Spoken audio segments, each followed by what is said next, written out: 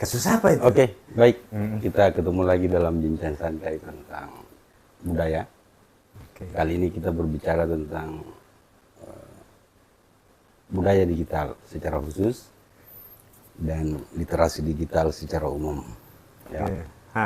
Bersama saya hadir ahli kita, Iya, ahli apa ini? Pak CDR Wildan, calon dokter Wildan. Insya Allah ya. Amin. Amin. Nah, kita tahu belakangan ini perbincangan tentang literasi digital itu semakin marak seiring dengan, ya katakanlah terutama menjelang tahun politik ya 2024. Iya betul, panas ya panas. Dan Panas pemirsa. kita tahu banyak ekses negatif dari penggunaan media sosial oleh warga ya. Gitu. Ada banyak hoax, kemudian di sisi lain Identitas ya, Gi? Ya betul, hoax Iya. termasuk identitasnya. tentu macam-macam muatannya ya. Iya, betul. Selain positif ada juga negatifnya. Salah satunya yang negatif itu adalah hoax tadi. Iya. Sayangnya kebiasaan berinternet atau mengakses internet dengan berbagai platform media sosial itu tidak dibarengi dengan kecakapan ya, kira-kira seperti itu. Ya. Pengetahuan termasuk dalam memeriksa informasi yang diperoleh untuk kemudian disebarluaskan dan lain-lain. Oke. Kita tahu bahwa pengguna media sosial ini atau internet secara umum itu banyak dari kalangan generasi muda. Ya. Artinya bahaya-bahaya atau risiko-risiko tadi itu banyak menyasar untuk kalangan generasi muda kita. Ya. Tentu banyak hal yang bisa kita lakukan untuk mengantisipasi itu. Salah satunya melalui literasi digital, khususnya lagi adalah budaya digital. Program pemerintah misalnya tentang literasi digital, khusus di Kementerian Kominfo, itu ada program literasi digital yang diinisiasi sejak tahun 2021. Ya betul, 2021. 2021 ya. Ya, bahkan di Kementerian Pendidikan juga mungkin bersamaan ya itu, Iya. kira-kira. Di Kementerian Pendidikan juga ya sudah Iya. dilakukan.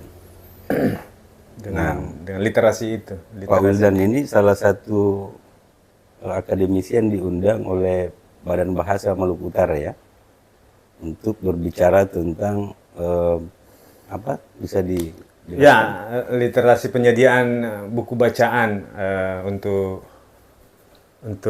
siswa ya pada waktu itu. Tapi saya pikir Pak Andi juga sempat juga kan dipanggil sama-sama lah waktu itu kalau saya tidak salah kan.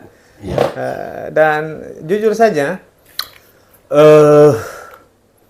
itu waktu itu 2000 pertama ya 2015 kan program itu. Nah, hingga sampai hari ini 2023 itu tetap jalan dan tetap tidak terpenuhi. Nah, uniknya kemarin itu Pak Andi itu, siapa lagi ini yang yang dari Minahasa ini, yang suka jadi artis komedi-komedi ini, yang siapa lagi? Yang pendeta itu? Ya, apa kemarin itu dia menyampaikan komedi di depan presiden ini. Iya. Nah, dia menyarankan, ini literasi ya, dia menyarankan kepada presiden bahwa bagaimana presiden melalui presiden bisa menyampaikan ke menteri Kominfo kalau saya tidak salah ya. Iya. Agar menyediakan khusus kepada remaja dan anak-anak itu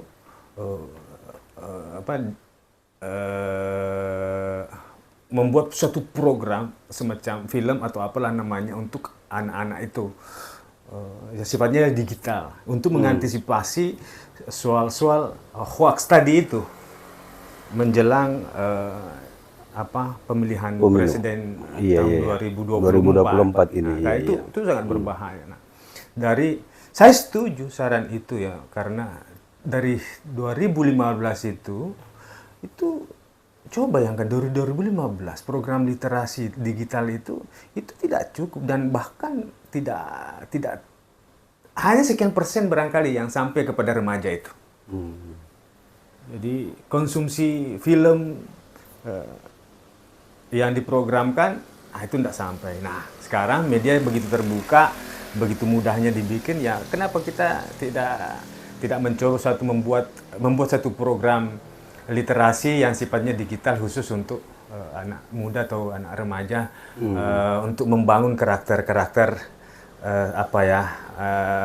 bermental NKRI itu saya pikir itu poinnya menjelang pemilihan presiden 2024 ya. Saya pikir itu. Mungkin, dan saya pikir ya secara ilmu pengetahuan saya pikir orang-orang budaya yang paling bertanggung jawab sih dalam soal ide-ide seperti ini kira-kira. Begitu kira-kira Dinda, Pak Andi.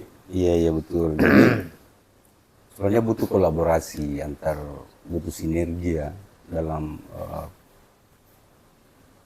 menggiatkan program-program semacam itu. Jadi bagaimana misalnya memupuk persatuan, menjaga kemajemukan, tidak hanya menjadi peran orang-orang yang berkecimpung di ilmu budaya saya kira, tapi ini perlu sinergitas di antara semua pihak ya.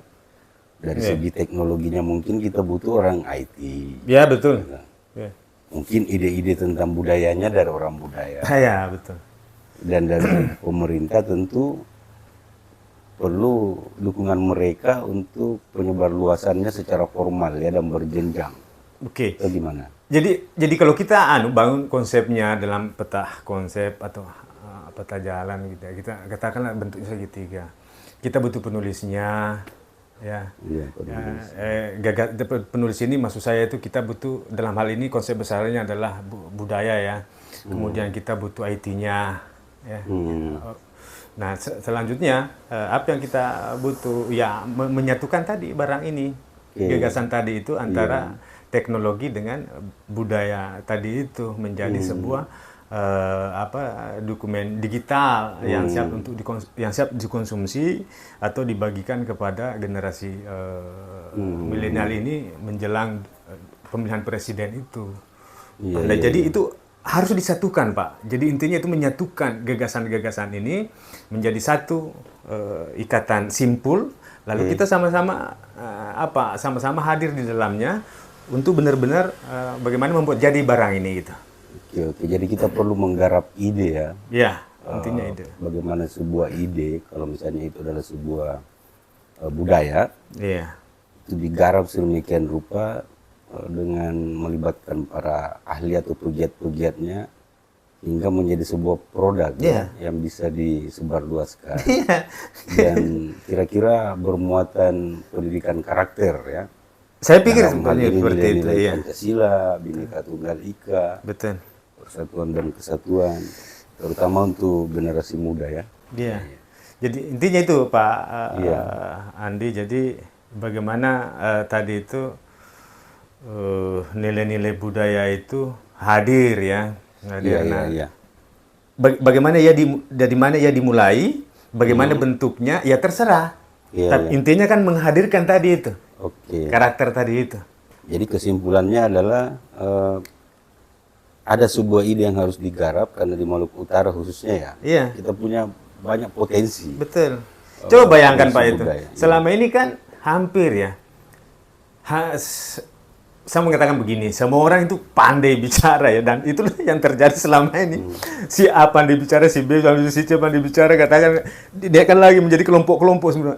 Kemudian pada akhirnya apa? Semua berbicara sendiri-sendiri, tidak pernah bertemu. Dari pertemuan itu bersepakat untuk membuat satu program digital tadi, tanda petik budaya tadi itu, lalu hasilnya seperti ini.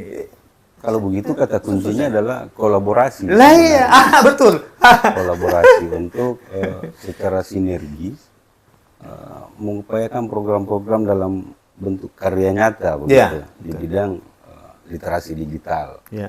Oke, baik, terima kasih Pak Wildan atas waktunya. Oke, terima kasih saya dulu. Hari yang indah ini. Indah dan ceria ini tentunya ya. Sampai jumpa di program berikut ya. Oke, waalaikumsalam.